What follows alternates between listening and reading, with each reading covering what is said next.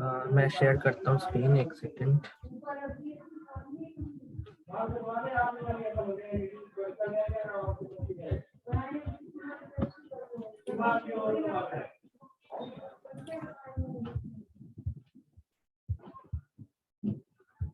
Screen show हो गई मेरी? हाँ तो कल हाँ जी, हमने हो देखा गई। था नेम रेंज, ठीक है। तो नेम रेंज में गाइस इतने ही केसेस हैं जो हमने कर लिए हैं, इसके अलावा और कोई लगता नहीं है मुझको। तो जैसे जैसे और आते जाएगा मैं बताते जाऊंगा आप सबको, ठीक है। वैसे और है नहीं इसके अलावा, बिकॉज हमने सारा पार्ट कवर कर लिया था। आज जो है वो है डेटा वैलिडेशन, ठीक है। सो डेटा वैलिडेशन में हम देखते हैं कि क्या चीज है जो थोड़ी नई आई है। गाइस डेटा वैलिडेशन और नेम रेंज ये आपस में थोड़ा बहुत रिलेट करता है एक दूसरे से, ठीक है। डेटा वैलिडेशन के अंदर भी आप फॉर्मूले क्रिएट कर सकते हो, डेटा वैलिडेशन के पॉइंट्स वगैरह हैं वो मैं यहाँ लिखता हूँ। तो पहला है हमें डेटा वैलिडेशन की क्राइटेरिया जानना कि कितने क्राइटेरिया वर्किंग करते हैं, ठीक है। उसके बाद है हमारा इनपुट मैसेज। इनपुट मैसेज मतलब कि जब हम स्क्रीन पे देखते हो, अगर मैं सपोज कंट्रोल 1 दबाऊं तो देखो इस तरीके का ये खुला है, ओपन हुई है स्क्रीन। तो ऐसे ही एक कभी ना डायलॉग बॉक्स ओपन होता है, तो हम उसको चेंज भी कर सकते हैं अपने अकॉर्डिंग। बाई चांस अगर कोई एरर आ रही है तो हम उसको अपने अकॉर्डिंग चेंज कर सकते हैं। तो ये सारा काम जो है डेटा वैलिडेशन में होता है, ठीक है। और उसके बाद है हमारा नेक्स्ट है कस्टमाइज्ड एरर मैसेज। अगर कोई एरर मैसेज आ रहा है और सपोज वो लैंग्वेज हम आइडेंटिफाई नहीं कर पा रहे हैं, हम नहीं, क्योंकि सपोज अगर कोई अननोन पर्सन है जो एक्सेल चला रहा है, जिसको इतनी नॉलेज नहीं है, और उसके सामने कोई टेक्निकल वर्ड लिखा हुआ आ जाए, तो वो सोचता है अरे यार ये क्या लिखा हुआ आ गया, मतलब वो समझ नहीं पाता है। तो हम वहाँ पे उस एरर मैसेज को कस्टमाइज भी कर सकते हैं। अगला है सर्कल इनवैलिड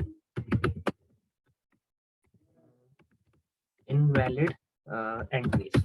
सपोज हमने कोई ऑलरेडी अपनी सिस्टम में एंट्रीज कर रखी हैं और अब मेरे को उसमें से फाइंड आउट करनी है कि कौन कौन सी एंट्री ऐसी हैं जो इनवैलिड है, जो डेटा में करेक्ट नहीं है, तो उसको मुझे आइडेंटिफाई कर। सेकंड हो गया। अब हम आ रहे हैं लास्ट पॉइंट पे जो कि सबसे ज्यादा मेन है, एडवांस डेटा वैलिडेशन। जो ऊपर के 4 पॉइंट है वो थोड़े से बेसिक हैं, बट उसके नीचे के जो है वो सारे हमारे, ये जो पॉइंट है एडवांस, ये थोड़ा एडवांस है। इसके अंदर भी हमारे पास कुछ टॉपिक है, जैसे क्रिएट डिपेंडेंट वैलिडेशन, ठीक है। नेक्स्ट है हमारा एक सब हेड। हम सब हेडिंग भी बना सकते हैं वैलिडेशन के अंदर। नेक्स्ट पॉइंट है हमारा disguise number as text. Disguise number as text. And next जो पॉइंट है वो है हमारा, गाइस कल मैंने आपको ना एक शॉर्टकट की एक फाइल भेजी है, ठीक है। तो वो शॉर्टकट की फाइल है जो आप अपने साथ रखना, और जब भी यूज करो उसमें से अपने अपने शॉर्टकट वहां पे लिखते जाना जैसे जैसे होगा, ठीक है। ओके। ड्रॉप डाउन लिस्ट, और जो मैंने शॉर्टकट की फाइल भेजी है और जो एक फंक्शन की लिस्ट भेजी है, गाइस वो आप पर्सनल अपने यूज में आज से यूज करना स्टार्ट कर दो। जहां अटकते हो वो फंक्शन लिख लो, मेरे को भेज दो कि मैं इस फंक्शन में अटक रहा हूँ, कि मुझे ये वाला फंक्शन को क्लियर करके बताओ, ठीक है। जहां भी जिस भी फंक्शन में अटकोगे, क्योंकि अभी हमारे फंक्शन की क्लास आने वाली है, अभी मैंने स्टार्ट नहीं करी है, बट मैं चाहता हूँ एक बार खुद भी पहले आप लोग स्टार्ट करके देखो कि कितने फंक्शनों में ऐसा लगता है कि आपको डाउट है या कुछ होने वाला है, ठीक है। बिकॉज अभी फंक्शन मैंने इतने ज्यादा स्टार्ट नहीं करे, अभी करने वाले हैं हम, और भी फंक्शन करेंगे। पहले मैं जो मेन टॉपिक होता है ना, पहले मैं वो कवर कर रहा हूँ इकट्ठा। सो ये है हमारा टोटल डेटा वैलिडेशन के अंदर काम। अब यहाँ भी हम पढ़ते हैं केस वाइज। केस 1, देखो हमने फॉर्मूले के अंदर पढ़ा था, ये वाला एरिया हमने कवर कर लिया है, डिफाइन नेम, जिसके अंदर पहला, दूसरा हमारा फॉर्मूले से या फिर ग्रेड सिलेक्शन से, और थर्ड हमारा मैनेजर से जो हम सिलेक्शन करते हैं, ये हमने पढ़ चुके हैं। अब आते हैं हम नेक्स्ट में, तो डेटा में पढ़ना है। नेक्स्ट पढ़ना है हमने डेटा। तो डेटा के लिए एक डिफरेंट टैब है, और हमें डेटा में ये वाला एरिया पढ़ना है सिर्फ अभी, डेटा वैलिडेशन, अभी ये पढ़ना है सिर्फ एक टॉपिक वाला, ठीक है। और इसको मैं होम पे जाते हैं एंड इसको कोई और कलर ले लेता हूँ। ठीक है, तो ये आ गया हमारा केस 1। अब केस 1 क्या है गाइस? सबसे पहले हमें डेटा वैलिडेशन का क्राइटेरिया जानना है कि डेटा वैलिडेशन एक्चुअली होता क्या है, हम क्यों ऐसे देते हैं। तो देखो, जब हम डेटा में गए यहाँ पे, और इसके बाद अब मैंने ये वाला एरिया सेलेक्ट किया, डेटा वैलिडेशन। ठीक है, इसको मुझे ओपन करना है। जैसे ही मैं इसको ओपन करूंगा, पहला ऑप्शन है हमारा सेटिंग। इस सेटिंग के अंदर गाइस हमारे पास ऑप्शन है कुछ, any value, whole number, decimal, list, date, time, text length and custom. इस तरीके की ना कोई लिस्ट है। आप डेटा वैलिडेशन किसी भी सेल पे लगा सकते हो, रेंज पे लगा सकते हो, कोई लिस्ट बना के लगा सकते हो। ठीक है, इस तरीके की लिस्ट को आप जनरेट कर सकते हो। अब सपोज मैं यहाँ पे ना, मैंने ये सेल सेलेक्ट किया हुआ है, इस पे मैं होल नंबर के एक लगाता हूँ यहाँ पे रेंज। सपोज मैं कह रहा हूँ मेरे को इस सेल में सिर्फ 1 to 10 की डिजिट ही चाहिए। मिनिमम जो है वो 1 और मैक्सिमम जो है 10, इसी के बीच में चाहिए मुझे, बिटवीन। मैंने यहाँ पे ऑप्शन है बिटवीन, आप देख लोगे तो यहाँ मल्टीपल ऑप्शन भी है, between, not between, equal to, not equal to, ऐसे करके ऑप्शन है। मैंने ओके करा। अब ये मेरा इस सेल के डेटा वैल्यूएशन डन हो गया है। मैं इस सेल को थोड़ा सा कलर चेंज कर देता ताकि हमें पता चले हमने इस पे ये लगाया। और मैं यहाँ लिखता हूँ कि डेटा वैलिडेशन रूल सेट। हमने क्या रूल सेट करा है वो हम नीचे लिख देते हैं, whole number between 1 to 10, between 1 to 10। ये रेंज हमने इस सेल के लिए सेलेक्ट करी है, G2। मैं यहाँ लिख देता हूँ आगे, इस सेल का जो नाम है वो है G2, जिससे क्या है फ्यूचर में याद रहेगा, वरना ऐसे याद नहीं रहता कुछ चीजें। तो हमने यहाँ लिख दिया G2 के आगे इस वाली रेंज के लिए। अब देखो, इस सेल में मैंने एक डेटा वैल्यूएशन लगा दिया कि 1 to 10। सपोज मैं इसमें 11 टाइप करता हूँ और एंटर करता हूँ, देखो ये एरर आ गई। मतलब अब मैं इस सेल के अंदर ना 1 और 10 के बिटवीन ही नंबर को सिलेक्ट कर सकता हूँ। जैसे ही मैं 11 करा तो नहीं लिया, सेम अगर मैं यहाँ 0 करूँ तब भी नहीं लेगा। तो ये होता है गाइस डेटा वैलिडेशन का रूल। आप अपनी फाइल में रूल लगा सकते हो, किसी भी एक सेल पे, पूरे सिलेक्शंस पे, कहीं पे भी आप रूल लगा सकते हो ये वाला। इसमें कोई डाउट? एक बार दोबारा बताना, थोड़ा कॉन्सेप्ट। देखो, इस वाले सेल पे सपोज मैं इस सेल पे जाता हूँ, अब की बार मैं नीचे एक सेल लिया, मैंने इस सेल को चूज करा, उसके बाद डेटा वैलिडेशन पे गया, ये डेटा वैलिडेशन का सिलेक्शन ओपन किया, इसमें गया डेटा वैलिडेशन, और यहाँ पे रूल दिया है हमें होल नंबर।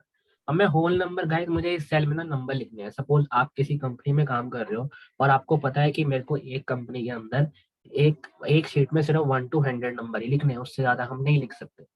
हमें रूल ही नहीं है, हमें वहाँ पे एक क्राइटेरिया बता दिया गया है कि आपको सिर्फ 100 नंबर तक ही काम करना है। 100 से ऊपर बाई चांस गलती से कोई मिस टाइप ना हो जाए, गलत ना हो जाए, तो कोई नंबर अगर कभी गलत हो जाता है ना, तो गाइज वहाँ पे आपको ये डेटा वैलिडेशन का रूल लगा लो, आपको पता चल जाएगा कि आपका कौन सा नंबर गलत हो रहा है, तो वो आपको टाइप ही नहीं करने देगा।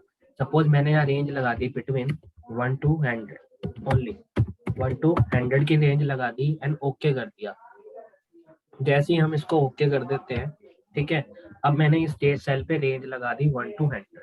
इसी को मैं एक बार और हाईलाइट कर देता हूँ, इस सेल का नाम है आपका G4। सो G4 में हमने रेंज लगा दी होल नंबर 1 to 100। ठीक है, ये रेंज लगा दी। अब जैसे ही हम G4 में गए, अब सपोज मैं यहाँ पे 99 टाइप करूंगा, देखो हो गया। 98 टाइप करूंगा, डन हो गया। 87 करूंगा, हो गया। ठीक है, बट जैसे ही मैं इसके ऊपर 101 टाइप करूंगा ना, ये नहीं लेगा। ये आपको दिखा रहा है the value the data validation restriction defined for this cell. हमने जो डेटा वैलिडेशन का रूल लगाया है ना, ये उस रूल को मैच नहीं कर रहा है, इसलिए हमने इस रूल को यहाँ से हटा दिया। आप वो कह रहा है कि आपको वही नंबर डालना है जो आपके डेटा वैलिडेशन रूल है, बट हमें नहीं पता हमारा डेटा वैलिडेशन रूल क्या है। नहीं पता ना गाइस, हमें नहीं पता रूल क्या है। तो आप गाइस इस वाले मैसेज को आप 3 टाइप से आइडेंटिफाई कर सकते हो। जैसे सपोज अभी मैं यहाँ गया, इसी सेल पे गया, मैं डेटा पे गया, डेटा वैलिडेशन, अभी इस सेल पे हमें ये वाला हमने रूल लगाया हुआ है, ये रूल लगाया हुआ है ना हमने, होल नंबर करके इसमें 100, इसी के मैसेज पे गया। अब जो हमें वहां आ रहा है ना, वो ऑटोमेटिक है, वो बाय डिफॉल्ट है। लेकिन आप यहाँ पे अपना मैसेज खुद टाइप कर सकते हो। सपोज मैं यहाँ पे मैसेज का टाइप करता हूँ, या आप हेडिंग दे दो, अपनी मर्जी से कोई भी हेडिंग दे सकते हो। वैलिड रिजल्ट, ठीक है। और मैं यहाँ टाइप कर देता हूँ, please write whole number range 1 to 100। ये मैंने टाइप किया एंड जस्ट ओके करूंगा। और अब देखना यहाँ पे ना आपको शो हो रहा है, please write the whole number. जैसे ही आप इस सेल के ऊपर जाते हो नहीं शो होगा, जैसे ही सेल के ऊपर आओगे देखो साफ बता रहा है कि invalid result, please write the whole number range between 1 to 100। वो आपको ऑटोमेटिक बता रहा है कि इस सेल के ऊपर आपने एक डेटा वैल्यूएशन रूल लगाया हुआ है और वो रूल है आपका ये। क्लियर है इस चीज को गाइस, समझे? इस सेल पे yes. ये लगाया हुआ है और इस रूल का जो मैसेज है वो ये होता है। अब मैं एक चीज बताना चाहता हूँ, ये जो हमने लिखा है ना इसे कहते हैं हम इनपुट मैसेज। मतलब केस नंबर अगर 2 पे आऊं, अभी केस 1 खत्म नहीं हुआ, अभी रहता है, बट अभी मैं इसको हाईलाइट करता हूँ। तो केस 2 के अंदर जो हमने अभी मैसेज को लिखा है ना इनपुट के अंदर, मतलब हमने अपनी मर्जी का मैसेज दिया है। जैसे ही हम इस सेल पे जाएंगे तभी ये मैसेज आपको शो हो जाएगा इनपुट मैसेज का, please write the whole number range between 1 to 100। ठीक है, इस तरीके का। अब ये हो गया हमारा इनपुट मैसेज जो कि हमने यहाँ पे टाइप करा। अब मैं एक चीज और, एक आपको पता होगा कि हम सेल पे कोई भी कमेंट भी लिख सकते हैं, पता है ना? तो वो कमेंट हम कैसे लिखते हैं, जब हम यहाँ पे गए किसी एक सेल पे, हमने राइट क्लिक किया, एक यहाँ ऑप्शन आता है इंसर्ट कमेंट। सपोज मैं सेम कमेंट अगर यहाँ लिख दूं, please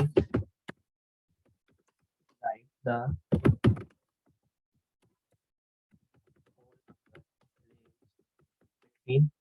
1 to 100 and just enter करके इसे मैं क्लोज कर। अब देखो क्या डिफरेंट है इस इनपुट मैसेज का और कमेंट के बीच में, क्या डिफरेंस है, तो हम इस डिफरेंस को करते हैं वर्सेस कमेंट। देखो जब हमने इनपुट मैसेज लिखा तो इस सेल के ऊपर कोई ऐसा आइडेंटिफाइड नहीं है कि आपको लग रहा है कि इस सेल पे हमने कोई मैसेज लिखा होगा, लेकिन जैसे ही आप इस सेल पे जाओगे तो आपको मैसेज शो हो जाएगा। बट जब मैं इस कमेंट पे गया, इस वाले कमेंट वाले सेल पे गया, ठीक है, अभी मैं इसको ना यहाँ लिख देता हूँ कमेंट। जैसे ही मैं इस कमेंट वाले सेल पे गया तो आपने देखा रेड कलर का एक डॉट दिखा रहा है ऊपर राइट कॉर्नर पे। तो जब हम इसके माउस क्लिक करेंगे ना तभी ये शो होगा, माउस नहीं होगा तो देखो शो नहीं करेगा। माउस का अगर कर्सर इस सेल पे होगा तो ही कमेंट शो करेगा। जैसे ही हमने कर्सर हटाया देखो कमेंट हट गया, ठीक है। लेकिन अगर आप इस सेल पे जाओ तो आपका विदाउट माउस भी पता चल रहा है कि आपका ये कमेंट इस पे लिखा हुआ है, please write the whole number range between 1 to 100। बताओ गाइस, क्लियर है ये? क्लियर है। yes ओके, clear है। ये तो आपका पहला रूल, डेटा वैलिडेशन का रूल जो था वो आपका सेट हुआ होल नंबर बिटवीन 1 to 10। अब ऐसे ही करके आप और भी नंबर कर सकते हो। सपोज मैं यहाँ पे कोई सपोज मैंने यहाँ पे लिखा इंडिया,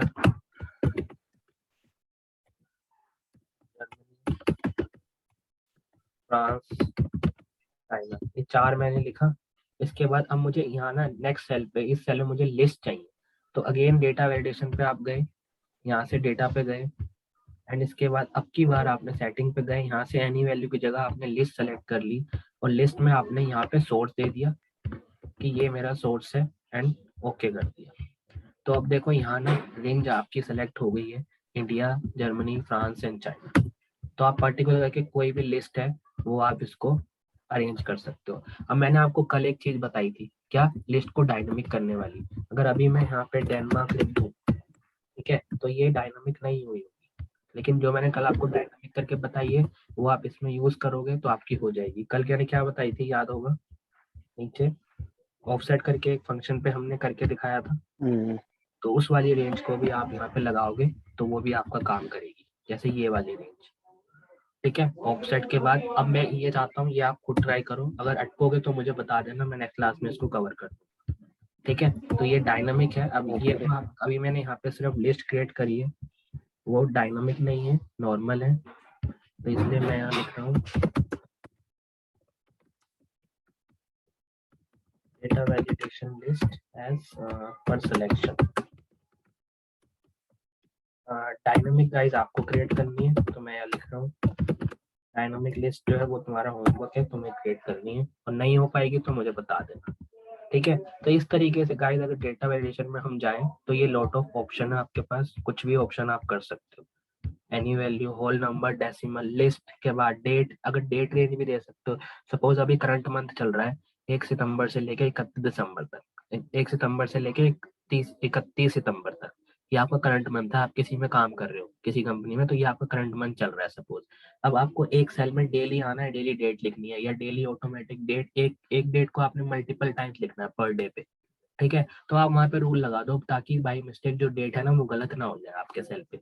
सपोज अगर मैं यहाँ डेट लिख के और मैं यहाँ लगा देता हूँ कि इस सेल पे 1 से लेके 19/2021 से लेके ओके एंड 39/2021 के अलावा रेंज नहीं होनी चाहिए डेट की। एंड जिसको मैं, अब देखो ये तो हो गया, पहला मैंने रेंज लगा दिया। अब मैं इनपुट मैसेज अगर आप डालना चाहते हो तो डाल दो, नहीं तो एरर अलर्ट पे एक मैसेज शो कर दो स्टॉप का, और यहाँ लिख दो इनवैलिड डेट, और यहाँ लिख दो अब कि डेट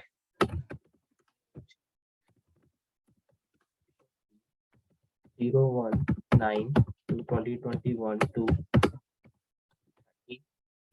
9/2021 एंड जस्ट ओके कर दो। तो अब देखो जैसे ही मैं इस सेल पे गया, ये मेरा सेल है, मैंने इस पे डेटा रेंज तैयार कर लिया कि मैंने जो डेट रेंज अभी तैयार करी है वो करिए 9 सितंबर से लेके।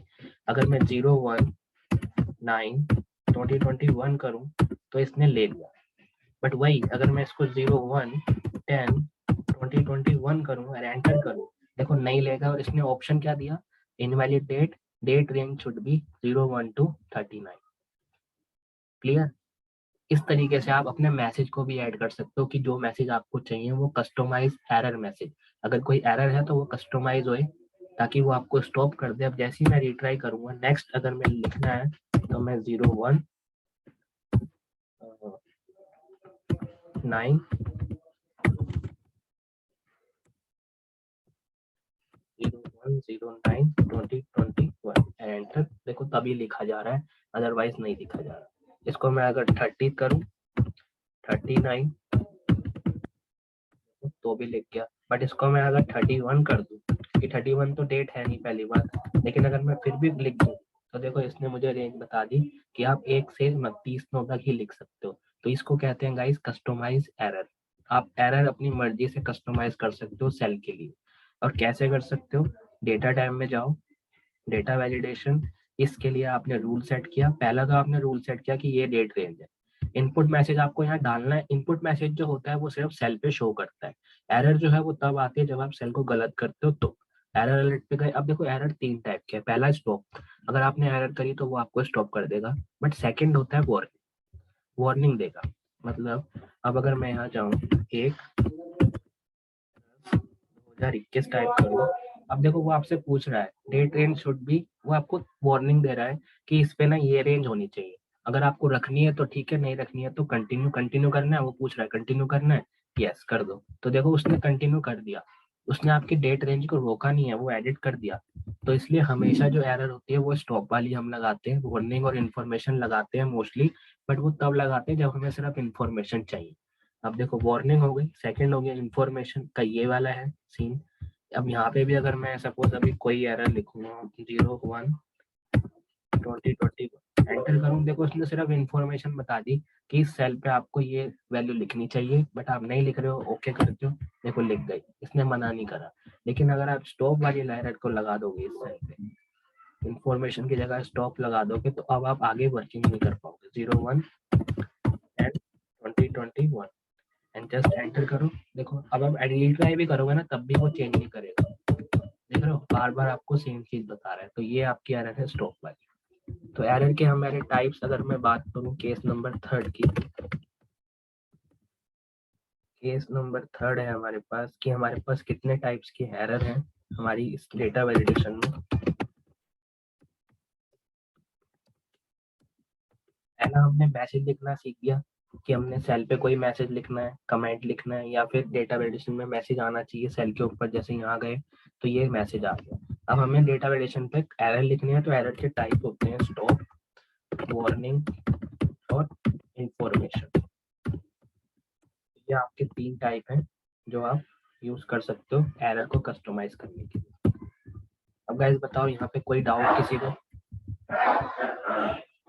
अब आपका क्या काम है वैलिडेशन के गाइस, जितने भी ये ऑप्शन है ना यहाँ सेटिंग पे जाके इस सारे ऑप्शन को आपने यूज करना है। कस्टम का यूज कैसे करना है वो मैं जस्ट अभी बताऊंगा आपको। कस्टम में हम गाइस फॉर्मूला लिख सकते हैं, या जो अभी हमने पहले फॉर्मूला लिखा था वो एडवांस वाला ये वाला, तो ये फॉर्मूला लिख सकते हो, कुछ और फॉर्मूला लिख सकते हो, अपने अकॉर्डिंग फॉर्मूले बना सकते हो। तो वो सब चीज हम कर सकते हैं। तो ये था हमारा डेटा वैलिडेशन का क्राइटेरिया कि किस तरीके से हमने किसी काम को इसमें डन करना है। तो ये 3 स्टेप हो गए हमारे। अब मुझे बताओ इन 3 स्टेप में कोई डाउट है किसी को? वैलिडेशन क्राइटेरिया, इनपुट मैसेज और कस्टमाइज मैसेज, इसमें कोई डाउट? नो। अब चलते हैं नेक्स्ट में, केस नंबर 4 जो है, सपोज हमारे पास ना यहाँ एक नंबर लिखे हुए हैं तो उसके बाद मैं इसको ट्रैक कर देता हूँ। सपोज यहाँ तक नंबर ट्रैक हो। अब सपोज आपके पास डेटा ऑलरेडी है, अभी डेटा नहीं था, अभी जो आप डेटा वैलिडेशन कर रहे थे वो ब्लैंक सेल पे कर रहे थे, फिर बाद में लिख रहे थे, बट हमारे पास यहाँ ऑलरेडी डेटा है। तो हमने इस डेटा को सिलेक्ट करा, ठीक है, पूरी रेंज को, डेटा वैलिडेशन पे गए, यहाँ पे गए डेटा वैलिडेशन, मैंने यहाँ पे रूल लगाया whole number minimum 1 and maximum 10 and okay करा। तो जैसे ही मैंने यहाँ रूल लगाया, अब देखो ये डेटा चेंज तो नहीं हुआ, बट मैंने जो रूल लगाया वो किस लिए लगाया? सिर्फ अपने आप को शो करने के लिए कि यार मैंने ना इस पे एक रेंज लगा दिया है 0 to 10 की, मतलब सॉरी 1 to 10 के अलावा जो एंट्री होंगी ना वो हमारे डेटा के लिए इनवैलिड है। तो आप उसको सर्कल कर रहे हो। सर्कल कैसे करना है? पूरी रेंज को सिलेक्ट करो, डेटा वैलिडेशन पे जाओ, एक ही ऑप्शन है सर्कल इनवैलिड एंट्री का, इसे ओके करो। तो देखो ये 3 एंट्री आपकी सर्कल हो गई, मतलब आपके डेटा में ये 3 ऐसी एंट्री हैं जो आपके डेटा वैलिडेशन रूल को फॉलो नहीं करती। ठीक है, तो इस तरीके से आप अपने डेटा में वैलिडेशन लगा के देख सकते हो कि कौन सी एंट्री, कौन से सेल में आपका डेटा वैलिडेशन का जो रूल है वो सेटअप नहीं हो रहा है। इस तरीके से देखो आप सेटअप, ये सर्कल लग गया आपकी फाइल। ऐसे ही आप और लगा सकते हो, और भी कोई रूल लगा सकते हो। सपोज मैंने इस सेल को कर दिया ब्लैंक, इसको भी कर दिया ब्लैंक, और अब मैं इस सेल पे अगर मैंने ब्लैंक किया, अब जो आपका रूल लगा हुआ है क्या 1 to 10, अभी मैं 9 लिखता हूँ तो देखो लिख गया, बट मैं इस पे 11 लिखूंगा तो ये नहीं लिखा जाएगा। देख रहे हो, 11 लिख रहा हूँ तो नहीं लिखा जा रहा। बट आप इसको रीड्राइव नहीं कर सकते हो। रीड्राइव का मतलब अगर 11 यहाँ लिखा है तो लिखा गया है, बट अगर आप इसको आप 10 करोगे तो लिखा जाएगा, बट दोबारा से 11 करोगे तो देखो नहीं लिखा जाएगा। ठीक है, और अब देखो आपका रूल हट गया, जो आपका 11 था वो 11 से जैसे ही आपने इसको चेंज करा आपका सर्कल भी हट गया। देख रहे हो, तो ये है इसका दूसरा रूल। मतलब इस तरीके से आप डेटा को आइडेंटिफाई कर सकते हो कि कौन से सेल पे आपकी वैल्यू है, कितनी रेंज पे आप डेट लिख सकते हो, क्या वैल्यू लिख सकते हो, वो सारी चीज। Clear? Case 4 circle invalid entry, कोई डाउट इसमें? और इसी को आप हटा भी सकते हो, कैसे? सेम रेंज सेलेक्ट करो, अगेन यहाँ पे जाओ, क्लियर वैलिडेशन सर्कल, क्लियर कर दो। अब ये सर्कल आपका हट गया, अब सिर्फ इस पे रूल लगा हुआ है। अब मैं इसको 9 करूंगा तो ओके, 10 करूंगा ओके, बट 11 करूंगा 77 कुछ भी करूँ नहीं लेगा। अब यही मैसेज को आपने अगर चेंज करना है तो कहाँ से चेंज कर सकते हो? अपने डेटा वैलिडेशन पे जाओ, वहां से जाके चेंज कर दो इसको। कस्टमाइज एरर लगा तो कस्टमाइज इसमें एरर का काउंट को चेंज कर दो। क्लियर है गाइस ये वाला? इसमें कोई डाउट? यस। फेलिक्स आपको क्लियर है। तो ये 4 टॉपिक थे जो मतलब इजी थे हम कह सकते हैं, बल्कि आगे भी इजी हैं, हार्ड तो कुछ है ही नहीं, आगे भी इजी हैं।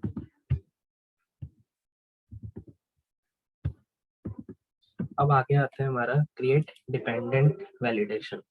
डिपेंडेंट वैलिडेशन का मैं एक एग्जांपल लेता हूँ मैं यहाँ पे, अगर केस नंबर 5,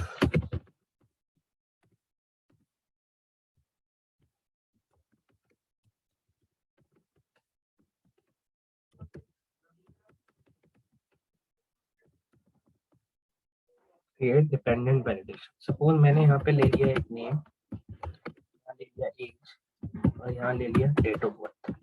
ये 3 कॉलम लिए मैंने, इसे मैंने बॉर्डर में फिल कर दिया। अब देखो ये 3 हमारे कॉलम है, name, age and date of birth. अभी मैं यहाँ एज लिख रहा हूँ 15, डेट ऑफ बर्थ लिख रहा हूँ सपोज 16/5/99। ये मैंने डेट रेंज किसी की लिख दी। अब मैं पता है क्या चाहता हूँ, इस पे मैं एक रूल लगाना चाहता हूँ कि अगर मेरे फर्स्ट सेल पे जो नेम है, अगर मेरा नेम ही नहीं लिखा ना, तो मैं इस पे लिख ही ना पाऊँ। अभी देखो इसको ब्लैंक है, ये ब्लैंक है, फिर भी मैं यहाँ लिख पा रहा हूँ। तो मैं इस पे रूल लगाना चाहता हूँ, डिपेंड करना चाहता हूँ इन दोनों सेल को, कि जब तक ये सेल के अंदर कोई वैल्यू नहीं होगी ना, जब तक इस सेल के अंदर कोई वैल्यू नहीं होगी, तब तक मैं आगे लिख ना पाऊँ। इस सेल के अंदर वैल्यू है तो ही मैं आगे लिख पाऊँ, अदरवाइज नहीं। ठीक है, तो ये आपका डिपेंडेंट हो गया। अब देखो मैं इसको डिलीट कर देता हूँ। इस वाले नेम सेल पे मुझे इन दोनों को डिपेंड करना है इस वाले सेल से। तो उसके लिए पहले मैं एक यहाँ फंक्शन लगाता हूँ छोटा सा।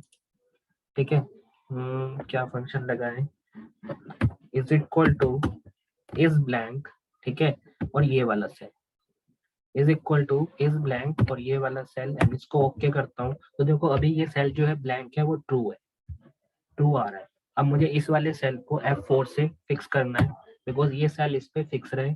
अब मैं चाहता हूँ कि ये सेल ना अभी फॉल्स दिखाए, क्योंकि अभी इसमें डेटा नहीं है। जब डेटा आए तब ट्रू दिखाए, तो उसके लिए मुझे इसी फंक्शन के आगे नॉट ऐड कर दूं, एक लॉजिकल दे दूं कि नॉट, अगर जैसे ही मैं इस सेल के ऊपर देखो अब किसी का भी नाम लिखता हूँ तो ये सेल पे ट्रू आ गया। अगर मैं इस सेल पे ब्लैंक छोड़ दूं तो देखो ये फॉल्स हो गया। तो ये आपकी हो गई गाइस कंडीशन, आपने लगा दी यहाँ पे, क्या लगा दी, कंडीशन। अब मैं इसी कंडीशन को अपने डेटा वैलिडेशन में फिट कर दूंगा, कॉपी। ठीक है, अब इन दोनों सेल को सेलेक्ट करो, डेटा वैलिडेशन पे जाओ, डेटा वैलिडेशन यहाँ पे गए। अब की बार हमने कस्टम सेलेक्ट करना है, मैंने बोला था कस्टम वाला मैं आपको बाद में सिखाऊंगा। एंड इसको जैसे ही आप ओके करोगे तो देखो यहाँ पे आपका रूल सेलेक्ट हो गया। अब देखो मैं एज पे जाता हूँ, अभी मैंने एक काम किया है, मैंने अभी रूल सेलेक्ट किया है। अब मैं इसकी एक एरर को भी कस्टमाइज करता हूँ।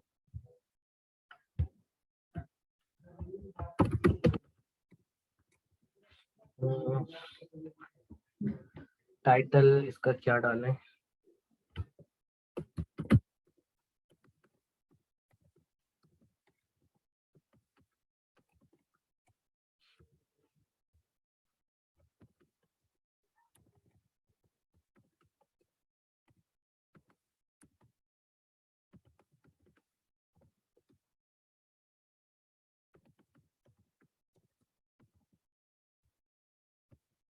अभी मैंने ये एक एरर डाल। अब मैं एज पे जाता हूँ, मैं 15 टाइप करता हूँ, एंटर करता हूँ। ओके, ये हो क्यों गया, एक सेकेंड। हाँ, क्यों हो गया पता चल गया। देखो इसको डिलीट करते हैं, इसी सेल को दोबारा सेलेक्ट करो, डेटा एडिशन पे जाओ। देखो यहाँ ना एक ऑप्शन आ रहा था सेटिंग में, जब हमने ये लगाया तो यहाँ एक ऑप्शन है इग्नोर ब्लैंक। तो मतलब ये ब्लैंक को इग्नोर अभी कर रहा है, मतलब जब हम ये चेक बॉक्स हटाएंगे तब ये इग्नोर ब्लैंक नहीं करेगा। अब ओके करते हैं, तो आप देखो यहाँ 15 या 5, देखो अब आपको बता रहा है प्लीज फॉलो द इंस्ट्रक्शन, मतलब first write name then follow the instruction, simple. आपको उसने रोक दिया, अब रोक दिया तो अब आप बैक करके ऊपर जाओगे। अब जैसे ही मैं ऊपर अगर जाता हूँ, नेक्स्ट सेल पे जाता हूँ और यहाँ पे कोई भी नाम लिखता हूँ, और अब मैं यहाँ वैल्यू लिखता हूँ ना, देखो इसने ले ली, कोई वैल्यू लिखता हूँ इसने ले ली। अब मैं यहाँ डेट ऑफ बर्थ लिखता हूँ तो 17/5/2021, इस तरीके से अब आप डेटा रेंज को लिख सकते हो। तो ये आपका था एरिया जिसके अंदर आपको डिपेंडेंट वैलिडेशन के ऊपर काम करना है। मतलब डिपेंडेंट कोई भी है, वो वैलिडेशन जो आपने किया उसको डिपेंड हो गया एक दूसरे सेल के ऊपर। हमने वैलिडेशन लगाया तो इन दोनों सेल पे, बट ये डिपेंड किसके ऊपर है, नेम के ऊपर। जब तक नेम राइट नहीं होगा तब तक हम इसके नीचे वैल्यू नहीं लिख सकते। क्लियर है। हम सपोज मैं इसी के ऊपर एक और वैल्यू लगा दूं, एक और वैल्यू लगा दूं, सपोज एक और फंक्शन लगाते हैं, is equal to is blank, okay, and value select करते हैं। अभी ये फॉल्स आ रहा है। यहाँ पे अगर हम गए, इसको F4 से हमने फिक्स कर दिया, अभी भी फ्लो फॉल्स आ रहा है। अब हम इसको मॉडिफाई करते हैं। गाइज आप किसी भी फॉर्मूले के ऊपर अगर आपको फॉर्मूला बैक चाहिए तो आप F2 दबाओगे, आपका फॉर्मूला बैक आ जाएगा। ठीक है, अब आप यहाँ पे ऐड करोगे नॉट, मैंने अभी यहाँ ऐड किया नॉट, अब ये आ गया ट्रू।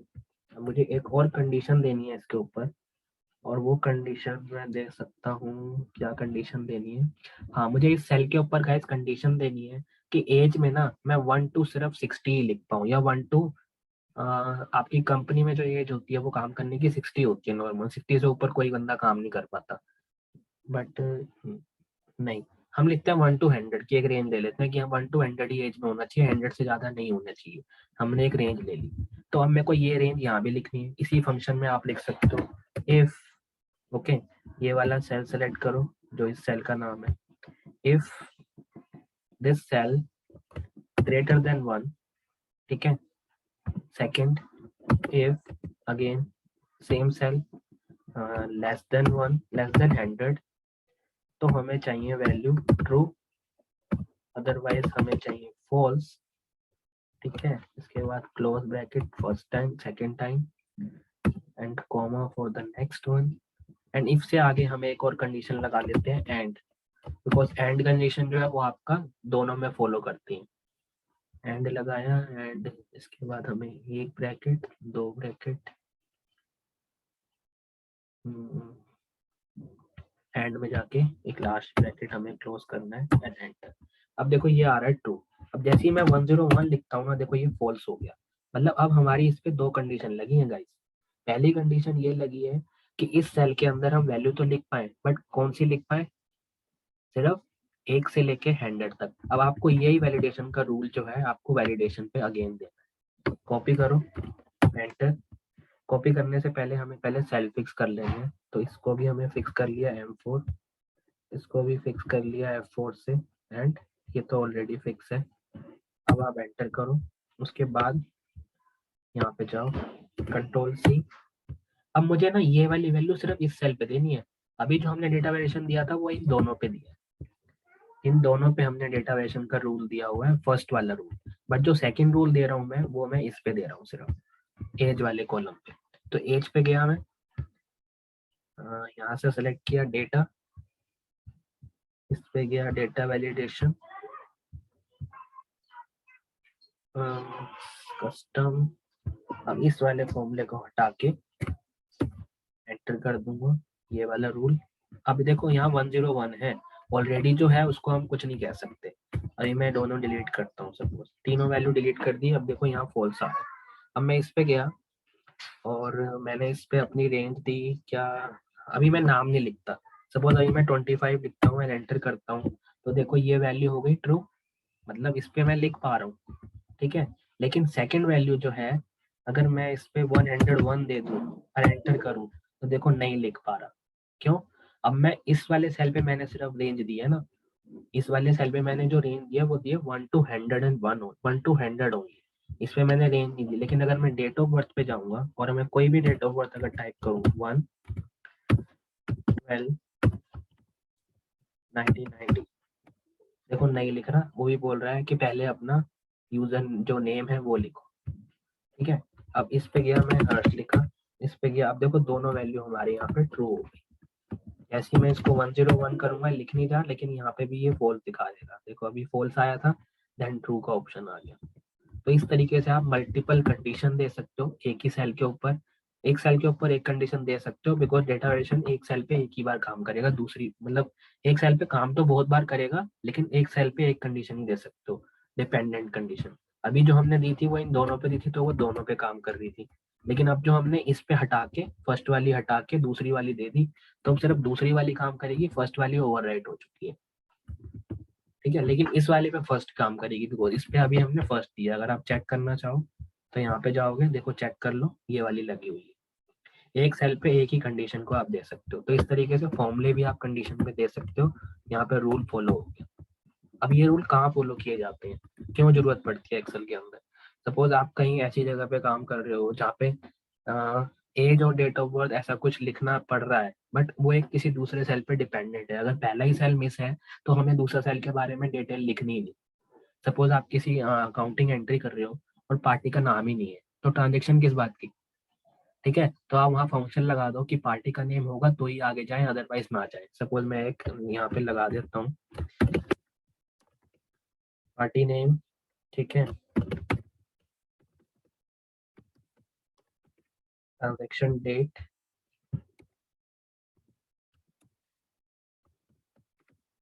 सिटी,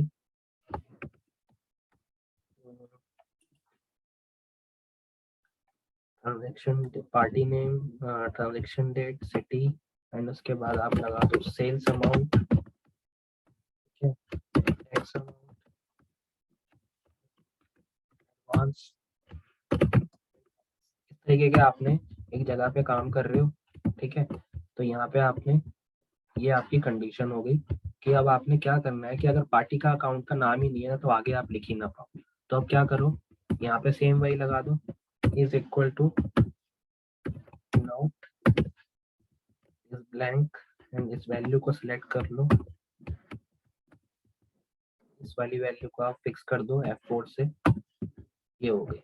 अब इसी को कॉपी करो, पूरे सेल्स को सिलेक्ट करो जो ब्लैंक रेंज है आपकी यहाँ से यहाँ तक, डेटा पे जाओ,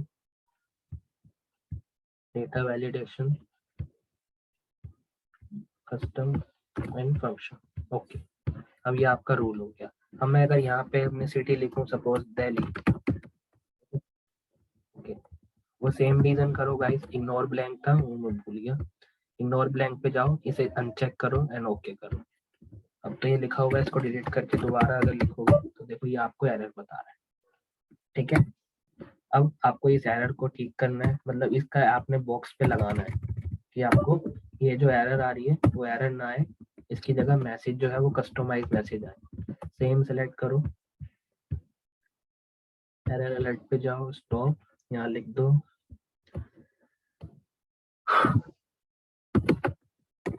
इनवैलिड एंट्री। हम यहाँ डाल देते हैं यहाँ पे इनवैलिड एंट्रीज, उसके बाद यहाँ इंस्ट्रक्शन देते हैं प्लीज राइट